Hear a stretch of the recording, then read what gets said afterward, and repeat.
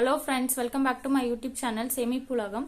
என்னோட சேனலை first time பார்க்குறீங்க அப்படின்னா ப்ளீஸ் சப்ஸ்கிரைப் பண்ணிக்கோங்க. சப்ஸ்கிரைப் பண்ணிட்டு பக்கத்தில் இருக்கக்கூடிய பெல் ஐக்கானை கிளிக் பண்ணிட்டு ஆளுங்கிற ஆப்ஷனை கிளிக் பண்ணி வச்சுக்கோங்க. நான் வீடியோஸ் போட்டவுடனே உங்களுக்கு நோட்டிஃபிகேஷனில் வந்துடும். நீங்கள் உடனே என்னோட வீடியோஸை பார்க்க முடியும். என்னோட வீடியோஸ்லாம் யூஸ்ஃபுல்லாக இருந்துச்சுன்னா லைக் பண்ணுங்கள், ஷேர் பண்ணுங்கள், கமெண்ட் பண்ணுங்கள். இந்த வீடியோவில் நம்ம எதை பற்றி பார்க்க போகிறோம் அப்படின்னா, ஜூலை மாதத்துக்கு நான் எப்படி பட்ஜெட் போடுறேன், எவ்வளோ செலவு பண்ணுறேன், எவ்வளோ சேமிக்கிறேன் அப்படிங்கிறத பற்றி இந்த வீடியோவில் பார்க்கலாம். வீடியோவை கடைசி வரைக்கும் ஸ்கிப் பண்ணாமல் பாருங்கள், உங்களுக்கு ஐடியா கிடைக்கும். வாங்க வீடியோக்குள்ளே போகலாம். ஃபஸ்ட்டு செலவு பார்த்தீங்க அப்படின்னா வீட்டு வாடகை எங்களுக்கு 7,000 ரூபா வருது. அதனால நான் 7,000 ரூபா வீட்டு வாடகைக்கு ஒதுக்கியிருக்கேன். உங்கள் வீட்டுக்கு எவ்வளோ வாடகையோ அதை நீங்கள் ஃபஸ்ட்டு பட்ஜெட்டில் ஒதுக்கிடுங்க. ஏன்னா வாடகைன்றது நம்ம மந்த் ஸ்டார்டிங்லேயே கொடுக்குற மாதிரி இருக்கும். அதனால வாடகை நீங்கள் ஒதுக்கிக்கோங்க. எங்கள் வீட்டுக்கு பார்த்தீங்கன்னா 7,000 ரூபா வாடகை வரும். அதுக்கு நான் 7,000 ரூபா ஒதுக்கியிருக்கேன். மளிகை ஜாமான் 3,000 ரூபா ஒதுக்கியிருக்கேன். மளிகை பொருட்களை பொறுத்த வரைக்கும் ஒவ்வொரு ஃபேமிலிக்கு ஏற்ற மாதிரி அமௌண்ட் வரும். எங்கள் ஃபேமிலிக்கு 3,000 ரூபா அப்படிங்கிறது ஒரு மாதத்துக்கான மளிகைக்கு கரெக்டாக இருக்கும். இந்த 3,000 ரூபாயில தான் அனைத்து மளிகை ஜாமானுமே நான் வாங்குவேன். அரிசி, அப்புறம் பார்த்தீங்கன்னா நாங்கள் செக்கில் ஆட்டுற எண்ணெய் தான் வாங்குவோம். நல்லெண்ணெய், கடலெண்ணெய், தேங்காய் எண்ணெய் எல்லாமே சேர்த்து எங்களுக்கு இந்த 3,000 ரூபாய்க்குள்ளேயே வந்துடும். அடுத்தது பார்த்தீங்கன்னா காய்கறிக்கு எங்களுக்கு மந்த்லி 1,000 ருபீஸ் வருது. நாங்கள் வாரத்துக்கு ஒரு தடவை போய் காய்கறி வாங்குவோம். வாரத்துக்கு ஒரு தடவை அப்படின்னு கணக்கு பண்ணோம் அப்படின்னா மாதத்துக்கு 1,000 ரூபா காய்கறிக்கு வரும். நான்வெஜ்ஜுக்கு ஒரு 1,000 ரூபா ஒதுக்கியிருக்கேன். நாங்கள் பெரும்பாலும் மீன் அப்புறம் சிக்கன் தான் வாங்குவோம். அதுக்கு எங்களுக்கு 1,000 ரூபாங்கிறது ஒரு மாதத்துக்கு கரெக்டாக இருக்கும். நீங்கள் மட்டன்லாம் வாங்குறீங்க அப்படின்னா இன்னும் உங்களுக்கு கொஞ்சம் அமௌண்ட் இங்கே கூட வரும்.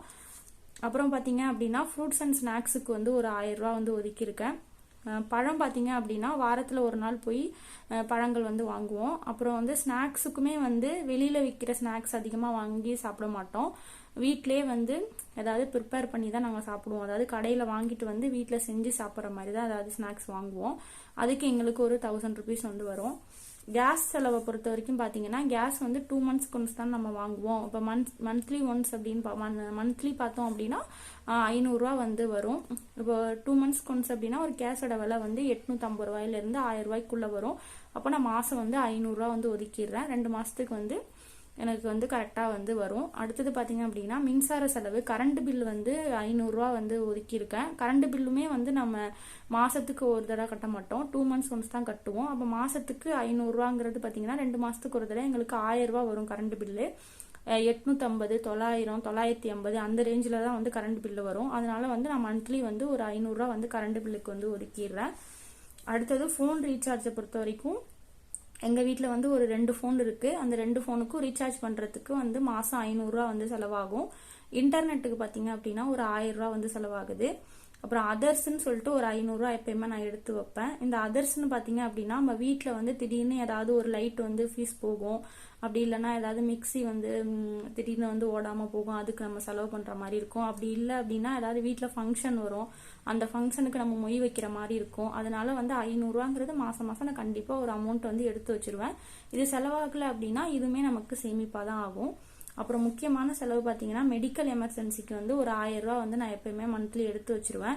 ஏன்னா மெடிக்கல் எமர்ஜென்சிங்கிறத நம்ம தடுக்க முடியாது. ஏதாவது நமக்கு தேவைப்படுது அப்படின்னா நம்ம செலவு பண்ணி தான் ஆகணும் மெடிக்கல் செலவு. அதனால ஒரு 1,000 ரூபா நான் அதுக்கு ஒதுக்கிடுறேன். இப்போ டோட்டல் பண்ணோம் அப்படின்னா பார்த்தீங்கன்னா 17,000 ரூபா வரும். இந்த பட்ஜெட் பார்த்தீங்கன்னா எங்கள் ஃபேமிலிக்கு நான் போடுற பட்ஜெட் எப்பயுமே ஒவ்வொரு ஃபேமிலிக்கு ஏற்ற மாதிரி தான் மாறும். நீங்கள் கண்டிப்பாக ஒரு மாதம் பட்ஜெட் போட்டு செலவு பண்ணி பாருங்கள். கண்டிப்பாக அது உங்களுக்கு ரொம்பவே யூஸ்ஃபுல்லாக இருக்கும். அப்போ தான் நம்ம எவ்வளோ செலவு பண்ணுறோம், என்ன மாதிரிலாம் நமக்கு செலவு ஆகுது, எவ்வளோ நம்ம சேமிக்கிறோம் அப்படிங்கிறத தெரிஞ்சுக்கலாம். இது நான் மேரேஜ் ஆகி பார்த்தீங்க அப்படின்னா ஒரு 2 இயர்ஸில் நான் எந்த பட்ஜெட்டுமே போடலை. 2 இயர்ஸ்க்கு அப்புறம் தான் நான் பட்ஜெட் போட ஆரம்பிச்சிருக்கேன். நீங்களுமே முடிஞ்ச வரைக்கும் பட்ஜெட் போட்டு ஃபேமிலியை ரன் பண்ணுங்கள். கண்டிப்பாக நிறைய பணம் சேமிக்கலாம். இப்போ செலவு பார்த்தீங்க அப்படின்னா 17,000 ரூபா செலவாகுது. சேமிப்பு எவ்வளோ பண்ணுறேன் அப்படிங்கிறத பார்க்கலாம். சேமிப்பு பொறுத்த வரைக்கும் பார்த்தீங்க அப்படின்னா எனக்கு இப்போ அடுத்த மாதத்துலேருந்து எனக்கு சேமிப்பில் சில சேஞ்சஸ்லாம் வரும். அதை உங்களுக்கு அடுத்த மாதம் வீடியோ போடும்போது நான் சொல்கிறேன் சேமிப்பை பற்றி. இப்போ நம்ம எவ்வளோ சேமிக்கிறோம் அப்படிங்கிறத பார்க்கலாம். சேமிப்பு பார்த்தீங்க அப்படின்னா போஸ்ட் ஆஃபீஸில் நான் ஆர்டி கட்டிட்டு இருக்கேன். போஸ்ட் ஆஃபீஸ் ஆர்டி பற்றி நீங்கள் தெரிஞ்சுக்கணுன்னா நான் ஆல்ரெடி வீடியோ போட்டிருக்கேன். அதோட லிங்க்கை நான் ஃபர்ஸ்ட் கமெண்ட்ல வைக்கிறேன், கிளிக் பண்ணி பாருங்க. போஸ்ட் ஆஃபீஸ் ஆர்டியில் வந்து நான் வந்து ஒரு 10,000 ரூபா வந்து மாசம் மாசம் கட்டிட்டு வரேன். இது வந்து 5 வருஷத்துக்கு நம்ம வந்து தொடர்ந்து கட்டுற மாதிரி இருக்கும் மாசம் மாசம். அப்புறம் நகை சீட்டு பார்த்தீங்க அப்படின்னா 19,000 ரூபா வந்து நான் மாசம் மாசம் கட்டுறேன். இதுவுமே பார்த்தீங்கன்னா அடுத்த மாசமே எனக்கு ஒரு 2-3 நகை சீட்டு வந்து முடியுது. நான் பிரிச்சு இந்த 19,000 ரூபாய் வந்து பிரிச்சு தான் வந்து கட்டுறேன். 19,000 ரூபாயை ஒரே அமௌண்ட்டா நான் கட்டல. ஒரு 3 சீட்டு பார்த்தீங்க அப்படின்னா எனக்கு அடுத்த மாசம் முடிஞ்சிரும். இந்த மாசத்துல முடிஞ்சிரும், அடுத்த மாசம் நகை எடுக்கிற மாதிரி இருக்கும். அதனால அடுத்த மாசம் நான் வேற வந்து பட்ஜெட் வந்து அதாவது சேமிப்பு வந்து நான் வேற மாதிரி பிளான் பண்ணிடுவேன் அந்த நகை சீட்டு எனக்கு முடிஞ்சதுக்கு அப்புறம். அடுத்தது பார்த்தீங்கன்னா தீபாவளி பண்டுன்னு சொல்லிட்டு ஒரு 1,200 ரூபா வந்து கட்டுறேன். சில ஊர்ல எல்லாம் வந்து தீபாவளி பண்டு அப்படின்னு சொல்லிட்டு பணம் வந்து வாங்குவாங்க. வாங்கிட்டு நம்ம தீபாவளி அப்ப பாத்தீங்க அப்படின்னா ஸ்வீட்ஸ், அப்புறம் பட்டாசு, அப்புறம் கோல்டு காயின் அதெல்லாம் வந்து கொடுப்பாங்க. உங்க ஊர்லயே அந்த மாதிரி இருந்துச்சு அப்படின்னா இதுல வந்து நீங்க ஜாயின் பண்ணிக்கோங்க, யூஸ்ஃபுல்லா தான் வந்து இருக்கும். அடுத்தது பாத்தீங்கன்னா டிஜிகோல்டுல வந்து நான் போத்தீஸ் வந்து டிஜிகோல்டு ஆப் வந்து போன்ல வச்சிருக்கேன். அதுலயுமே வந்து ஒரு 2,000 ரூபா வந்து கட்டுவேன். இந்த 2,000 ரூபா பாத்தீங்க அப்படின்னா 1ஆம் தேதியில இருந்து 30ஆம் தேதிக்குள்ள 30-31 தேதிக்குள்ள, அதாவது இந்த மாசம் ஸ்டார்டிங்ல இருந்து எண்டுக்குள்ள என்னைக்கு வந்து ரேட்டு கம்மியா இருக்கோ அன்னைக்கு வந்து நான் கட்டுவேன். என்னோட சேனல்ல பாத்தீங்க அப்படின்னா ஷார்ட்ஸ் வீடியோல நான் டெய்லியுமே கோல்ட் ரேட் வந்து அப்லோட் பண்ணிட்டு இருக்கேன். நீங்க சேனலை சப்ஸ்கிரைப் பண்ணி வச்சுக்கிட்டீங்கன்னா சீக்கிரமே நீங்க கோல்ட் ரேட்டை வந்து தெரிஞ்சுக்கலாம். அன்னைக்கு வந்து ரேட்டு கம்மியா இருந்தது அப்படின்னா நான் அந்த 2,000 ரூபாயை வந்து கட்டி விட்டுருவேன். உண்டியல்ல பாத்தீங்க அப்படின்னா ஒரு 800 ரூபா வந்து போட்டு வச்சிருவேன். இந்த 800 ரூபாயும் பாத்தீங்கன்னா ஏதாவது செலவு வந்தது அப்படின்னா எடுத்து செலவு பண்ணுவோம். அப்படி இல்லை அப்படின்னா அது உண்டியல்ல தான் இருக்கும். அதே மாதிரி வீட்டு செலவுக்குன்னு எடுக்கிற காசுலயுமே ஏதாவது கொஞ்சம் கொஞ்சம் மிச்சம் ஆனிச்சுன்னா அதையுமே நான் வந்து உண்டியல்ல வந்து போடுறேன். இப்ப காய்கறி வாங்க போறோம்னு வச்சுக்கோங்க. இப்ப வந்து வாரத்துக்கான காய்கறி நான் வாங்கும்போது ஒரு 300 ரூபா எடுத்துட்டு போறேன் அப்படின்னா ஒரு 250 ரூபா தான் செலவாகுது, மீதி 50 ரூபா இருக்கு அப்படின்னா அதை எடுத்துட்டு வந்து உண்டியல்ல வந்து போடுவேன். அதே மாதிரி பழம் வாங்கும்போது, ஸ்நாக்ஸ் வாங்கும்போது, அந்த மாதிரி கடைக்கு நம்ம போகும்போது கண்டிப்பா அதாவது காசு வந்து மிச்சமாகும். நான் 1 ரூபா மிச்சமானாலும் அதை எடுத்து உண்டியல்ல நான் வந்து போடுவேன். தனித்தனியா நான் வந்து உண்டியல் வச்சிருக்கேன். அப்படின்னு பாத்தீங்கன்னா சில்லறை காசுக்குன்னு தனி உண்டியல், அப்புறம் வந்து 5 ரூபா 10 ரூபா அந்த மாதிரிக்கு ஒரு உண்டியல், அப்புறம் 50 ரூபா 100 ரூபா அந்த மாதிரி மிச்சமானுச்சுன்னா அதுக்கு ஒரு உண்டியல்னு சொல்லிட்டு மூணு உண்டியல் வந்து பிரிச்சு வச்சிருக்கேன்.